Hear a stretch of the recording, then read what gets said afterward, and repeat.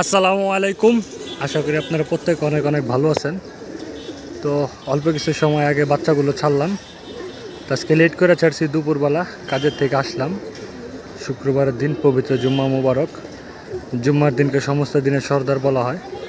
পবিত্র জুম্মার দিন, সপ্তাহের শ্রেষ্ঠ দিন। ও একটা বাচ্চা আগে ভাগে নামছে, অনেক করারত পড়ছে আজকে। অল্প কিছু বাচ্চা, বাকি বাচ্চাগুলো উঠতেছে। অনেক গরম তো হরণ হয়ে গেছে, আবার পানিও শেষ করে ফেলাইছে। এসে দেখি অলরেডি দুপুর 12টা বাজে, পানি দিতে হবে। এই আর কি অবস্থা। এই যে বাচ্চাগুলা, যাক আলহামদুলিল্লাহ বাচ্চাগুলো আস্তে আস্তে ভালো করে। আসলে আমার বাসা দেখেন খুব নিচে, আমার বাসা কিন্তু একতলা, আশেপাশে টিনের বাড়ি সব, মানে টিনের চাল বায়া বায়া। আমার বাসা যেহেতু একতলা, সবে আমার বাসায় বায়া বায়া মানে পোলা পাইন ঘুড্ডি মুড্ডি ধরতে এমনি সে নাইসা পড়ে, যার কারণে মানে কবুতরগুলো ছাইরা রাখা যা আমার জন্য বিপজ্জনক হয়ে যায়। যেহেতু একতলা বাসা, আর আমি সকালে যাই, রাত্রে আসি কাজের থেকে। তো সপ্তাহে একদিন আমার বন্ধ, আর শুক্রবারের দিন আমি আমার মার্কেট থেকে ছুটি কাটাই। এই দিন আমার ভাইয়ের ব্যবসা আছে, এখানে সময় দিই, টুকটাক খরচের টাকা আসে, দুপুরে আসি। তো আজকে একটু তাড়াতাড়ি আসছি, আগে ভাগে বেচা কিনা শেষ হয়ে গেছে। তো এই কারণে আর কি আইসা কবুতরগুলো ছেড়ে দিলাম। চিন্তা করলাম আর একটা কবুতর বাইরে, ওই যে বললাম, তা আমি না থাকলে কবুতরগুলো আটকাইতে সমস্যা হয়, সারাদিন বাইরে থাকে। তো একতলা ছাদ, তো অনেক মানুষ আইসা বায়া বায়া উঠে নামে, আর এই কারণে কবুতরগুলো ভয় পাওয়া যায়, যার কারণে কবুতরগুলো ঠিক মতো করতে পারতাছি না। বাচ্চাগুলো নিয়ে অনেক বিপদে আছি। একটা বাচ্চা বাইরে, বাচ্চাটা মনে হয় ওদিকে কোন ছাদে যা বসে রয়েছে ভয়। কালকে রাত্রে অনেক কষ্ট হয়েছে, দুইটার আটকাইছি সন্ধ্যার আগে, আর একটার ভয় আসে নাই। তো পোলাপাইনগুলো বইলা বইলা আমি খেদাইতে পারি না, কতবার বলুন, যতবারই বলি অতবারই আসে। যাক আস্তে আস্তে কষ্ট করে বাচ্চাগুলো লাগাইতেছি।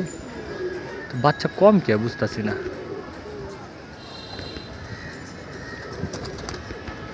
ও ছড়ায় ছিটা রয়েছে, ওদিক ওদিক গেছে, ভয় পায় রয়েছে।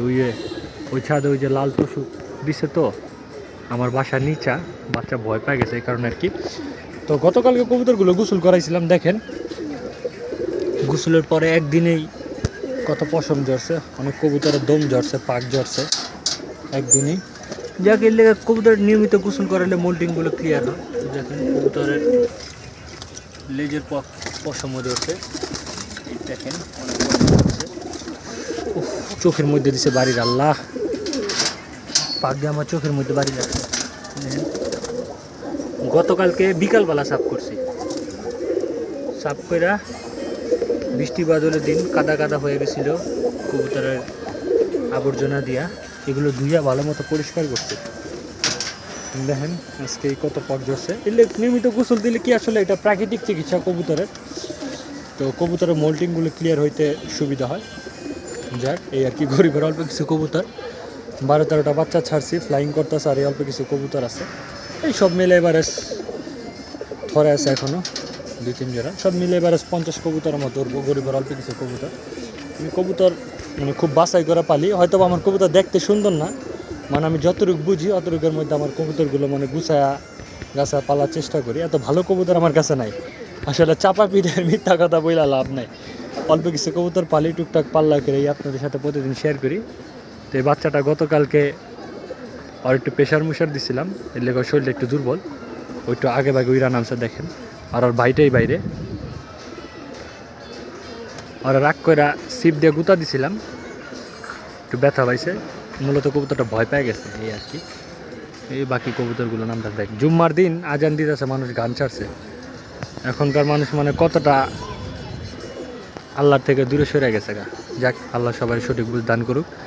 ভিডিওটা শেষ করে যায় আমি একটু ঠাপ দিয়ে ইয়ে করে, যাক এই আর কি। মূলত আসলে ভিডিও ঠিক মতো করি না, চ্যানেলে ভিউটিউ আইতেছে না, চ্যানেলটা অনেক ডাউন হয়ে গেছে, এই আর কি। মূলত এই কারণেই ভিডিওটা করা। ভিডিওটা ভালো লাগলে অবশ্যই একটা লাইক দিয়ে দিবেন। তো বাচ্চা ওই দেখেন, বাচ্চা কী অভ্যাস।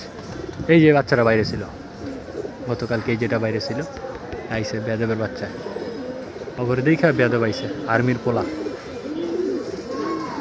ওই জন্য যাই আসছিল অগরে দেখাইছে। ওই দেখেন তুষুকের মাঝখান দাও যা বইছে, এই বেয়াদবের বাচ্চা ওই যা সব টিরে যে অভ্যাস করছে ওই জায়গায়। বাচ্চাও গরমে হরণ হয়েছে, তো গরম তো এর মাঝখানে কালকে বিকালে সন্ধ্যাবেলা পানি ছিলাম, পানি শেষ হয়ে গেছিল, কারণে বেশি হাঁপাইছে। যাক, ভিডিওটা ভালো লাগলো অবশ্যই একটা লাইক দিয়ে দিবেন, সবাই সবার আপডেট দিবেন। ভালো থাকবেন সবাই, আসসালামু আলাইকুম।